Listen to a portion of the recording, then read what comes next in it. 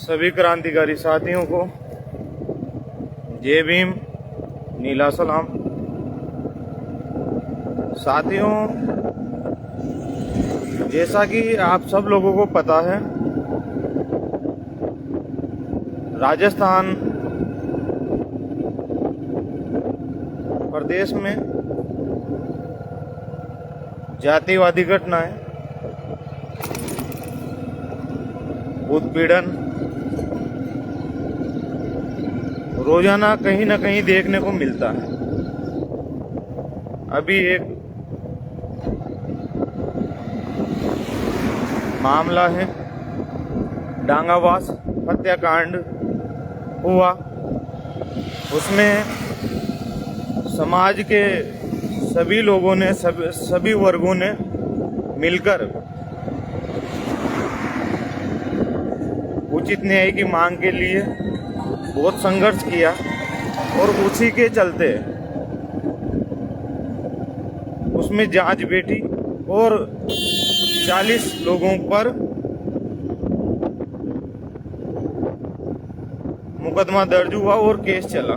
साथियों, 11 साल बाद कोर्ट की तरफ से उन लोगों को बाइज्जत बरी कर दिया गया है। अब आप लोग समझते हो, ना तो हम प्रशासन पे भरोसा रख सकते हैं, आखिरी उम्मीद आती है कोर्ट। अगर न्यायालय इस प्रकार के जजमेंट देने लग जाएंगे तो हमारी न्याय की जो आखिरी उम्मीद है वह भी खत्म हो जाएगी और लगभग खत्म हो चुकी है। अभी पूरे भारत में कहीं भी उत्पीड़न की जो घटना होती है उसमें सबसे मजबूती से जो लड़ाई लड़ते हैं उनका नाम है माननीय बड़े भाई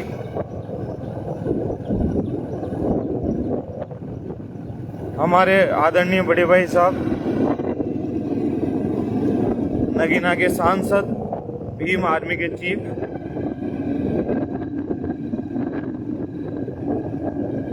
बहुजन सम्राट, युवा दिलों पर राज करने वाले युवा दिलों की धड़कन बड़े भाई साहब चंद्रशेखर जी आजाद। साथियों, इस मामले में जो जजमेंट आया है इसके विरोध में जो लीगल टीम है उसके माध्यम से सुप्रीम कोर्ट में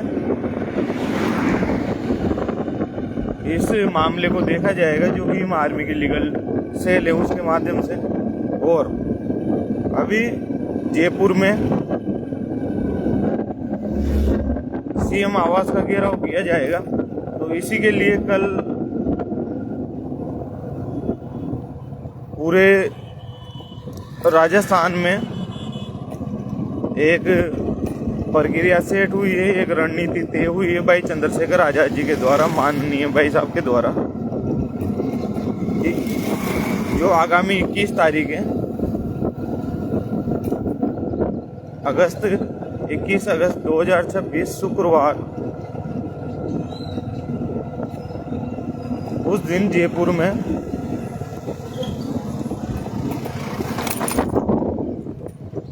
आह्वान किया गया है कि जयपुर में पीड़ित परिवार को न्याय दिलाने के लिए, ये एक परिवार के न्याय की लड़ाई नहीं है, ये राजस्थान में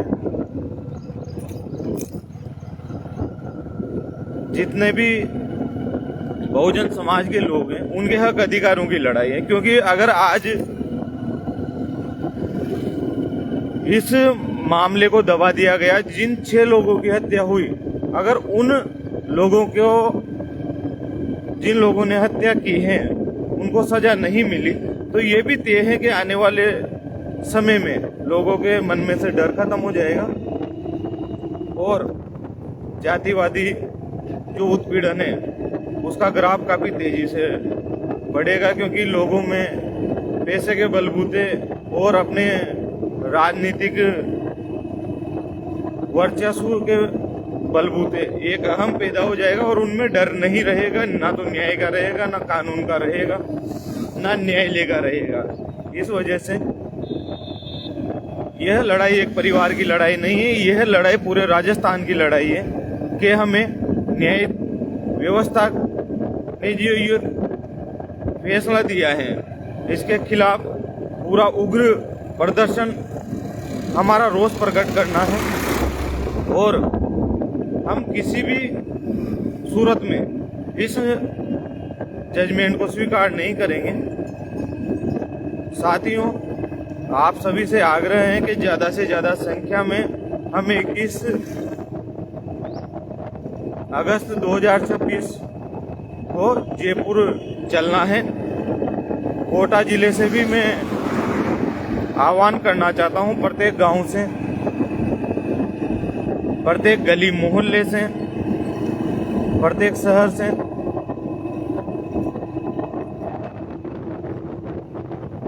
भीम आर्मी की टीम और भीम आर्मी के साथ साथ जो तमाम सामाजिक समानता के लिए न्याय लड़ने वाले संगठन हैं, संस्थाएं हैं, जो समितियां बनी हुई हैं, वह सब लोग इस न्याय की लड़ाई में मजबूती से साथ खड़े होकर राजस्थान की इस न्याय प्रणाली को दुरुस्त करवाने के लिए एकजुट होंगे, लामबंद होंगे। तब जाकर हम राजस्थान में उस न्याय प्रक्रिया को दुरुस्त कर पाएंगे जिसको बनाने के लिए बाबा साहब ने अपना सर्वोच्च जीवन कुर्बान किया और हमको यह हक अधिकार दिलाए। साथियों, पहले ऐसे ही फैसले लिए जाते थे, जब किसी पर अन्याय होता था तो 5 लोगों की पंचायत बिठाकर और जो पूंजीपति व्यक्ति थे, जो राजनीतिक रसूख रखने वाले व्यक्ति थे, उनके पक्ष में फैसले दे दिए जाते थे। परंतु यह बाबा साहब का भला हुआ कि उन्होंने कानून और संविधान में ऐसी व्यवस्था की जिससे आज गरीब को भी न्याय मिल सकता है और न्याय मिलता है। परंतु साथियों, कहीं न कहीं यह जो सरकारें हैं, उन सरकारों के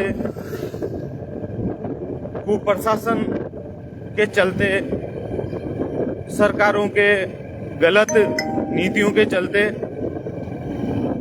ऐसे फैसले लिए जा रहे हैं, तो हमें इनका जमकर विरोध करना है। और मैं एक और बात कहना चाहता हूं जो मेरे मन की पीड़ा है और मुझे अभी देखने को मिल रहा है। जो साथी भीम आर्मी से जुड़े हुए थे, जो साथी बाबा साहब की विचारधारा से जुड़े हुए थे, वो आज कांग्रेस में घुसने की कोशिश कर रहे हैं या फिर कांग्रेस में पद लेकर वह लोग हमारे इस मिशन मूवमेंट को छोड़कर कांग्रेस को मजबूत कर। साथियों, मैं आप लोगों से यह बात कहना चाहता हूं, बहुत से लोग ये बात सोच रहे हैं कि अगर मतलब बुद्धिजीवी जो पढ़ा लिखा वर्ग है, जो नौकरी पेशा जो वर्ग है, वह भी जो गवर्नमेंट कर्मचारी अधिकारी, वो उनका एक तर्क है कि अगर हम कांग्रेस को कमजोर कर देंगे, यानी कि यूं मान लेते हैं कि अपन विचारधारा कोई आजाद समाज पार्टी हुआ, भीम आर्मी को अगर ज्यादा मजबूत करेंगे तो कांग्रेस कमजोर होगी, और अगर कांग्रेस कमजोर होगी तो इसका खामियाजा ये होगा कि बीजेपी जीत जाएगी और वापिस वही व्यवस्था सरकार में बनी रहेगी। तो साथियों, आप सब बुद्धिजीवी हो, मैं आपको एक छोटी सी बात कहना चाहता हूं।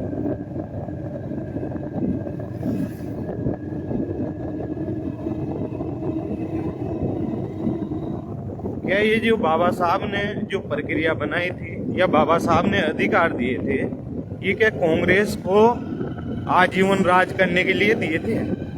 कांग्रेस को ये समझ में नहीं आता कि कुछ जो लोग बहुजन समाज की स्वतंत्र राजनीति कर रहे हैं, इनको भी अपने गठबंधन में शामिल करके इनको भी मौका दिया जाए। साथियों, विचारधारा वही है कि जो सालों से राज करते हुए आ रहे हैं, राज वही करें, और जो स्वतंत्र जो अभी बहुजन समाज के लोग जो मुखर होकर अपने समाज की लड़ाई लड़ रहे हैं, उनको कहीं भी मौका न दिया जाए, वो चाहे कांग्रेस हो या बीजेपी हो। अगर कांग्रेस इतना ही तेजी है तो इनको स्वतंत्र रूप से गठबंधन में शामिल करके अपने स्वतंत्र राजनीति करने के लिए, अपने समाज के मुद्दों को उठाने के लिए मौका क्यों नहीं देती? ये इसीलिए नहीं देती क्योंकि यह गुमराह करके आप लोगों को अपने तरफ झुका करके अपने जो स्वतंत्र लड़ाई लड़ने वाले लोग हैं, जैसे कि भाई चंद्रशेखर आजाद जी हो गए, ऐसे जो लीडर हैं उनको कमजोर करने का काम कर। साथियों, आप तो भाई चंद्रशेखर आजाद जी को मजबूत करो, कांग्रेस ऑटोमेटिक इनसे गठबंधन करेगी। कांग्रेस की मजबूरी हो जाएगी गठबंधन करना, और करना भी चाहिए। आपको किसी के दबाव में आकर अपने वोट का डाइवर्जन नहीं करना चाहिए। अगर कांग्रेस को जरूरत होगी तो गठबंधन करेगी, वो आगे बढ़कर हाथ फैलाएगी। अगर उनको जरूरत होगी तो हमें बाबा साहब और जो महापुरुष अपने सर्वोच्च जीवन बलिदान करके जो अधिकार देकर गए हैं, वो किसी की गुलामी करने के लिए नहीं देकर गए। साथियों, जो बुद्धिजीवी वर्ग, जो पढ़ा लिखा वर्ग, जो युवा आज भाई चंद्रशेखर आजाद जी को छोड़कर कांग्रेस या बीजेपी के हाथ मजबूत कर रहे हैं ना, वो सब साथी सुन लें। आप बाबा साहब के विचारों की हत्या कर रहे हो। आप लोगों को अपने स्वतंत्र जो राजनीतिक दल है उनमें शामिल होना चाहिए और मुखर रूप से अपने लोगों की आवाज उठानी चाहिए। जिस दिन आप लोग एक मजबूत संगठन, मजबूत विचारधारा में बन जाओगे, कांग्रेस और बीजेपी की मजबूरी हो जाएगी। जो साहब कांसीराम जी बता कर गए थे, उनकी मजबूरी हो जाएगी आप लोगों से गठबंधन करना। पर आप लोग समाज से गद्दारी कर रहे हो इन दलों में जाकर। आप लोगों को चाहिए अपने दलों को मजबूत करना, अपनी स्वतंत्र राजनीतिक पार्टियों को मजबूत करना। जिस दिन आप स्वतंत्र राजनीतिक पार्टी अपने स्वयं के दलों को मजबूत करोगे, कांग्रेस हो चाहे बीजेपी हो, उनकी मजबूरी हो जाएगी आप लोगों से गठबंधन करना, और करना भी चाहिए इन लोगों को। इन लोगों ने 75 सालों तक राज किया है, और आज जब भाई चंद्रशेखर आजाद जी स्वतंत्र रूप से राजनीति कर रहे हैं, अभी इन लोगों ने उनको गठबंधन में कहीं मौका नहीं दिया। यह आप लोगों की नाकामी थी। अगर आप लोग भाई चंद्रशेखर आजाद जी के साथ में मजबूत रूप से कंधे से कंधा मिलाकर खड़े रहते तो इन लोगों की मजबूरी होती भाई चंद्रशेखर आजाद जी को गठबंधन में शामिल करना।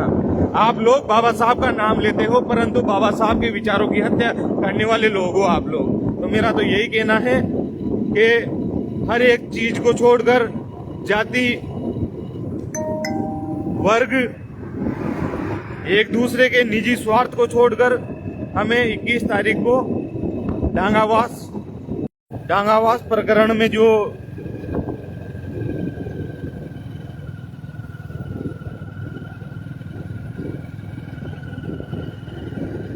फैसला आया है उसके विरोध में हमें एकजुट होकर न्याय की लड़ाई लड़नी है। और जहां तक न्याय नहीं मिल जाता, इस आवाज को मजबूती से, इस लड़ाई को मजबूती से लड़ा जाए।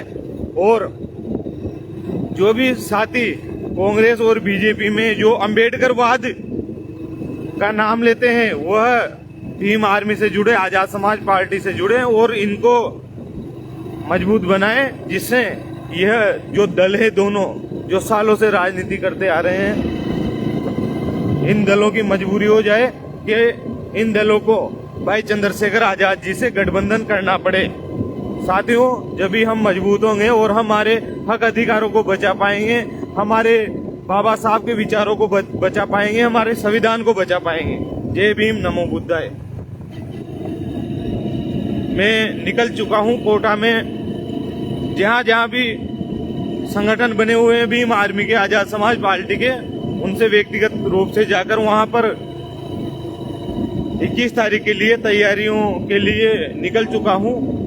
21 तारीख तक मैं अपना एक मिनट हर एक दिन इस आंदोलन को और इस लड़ाई को मजबूत करने के लिए दूंगा। और आपसे भी यही अपील करता हूं कि आप भी इस लड़ाई को मजबूती से लड़ने के लिए अपना समय दें और अपना धन भी दें, क्योंकि हमें वहां पर जाने के लिए साधनों की आवश्यकता पड़ेगी। तो अपना अमूल्य समय के साथ साथ आप धन से, अर्थ से भी सहयोग करें, पैसे से भी सहयोग करें। जय भीम, नमो बुद्धाय।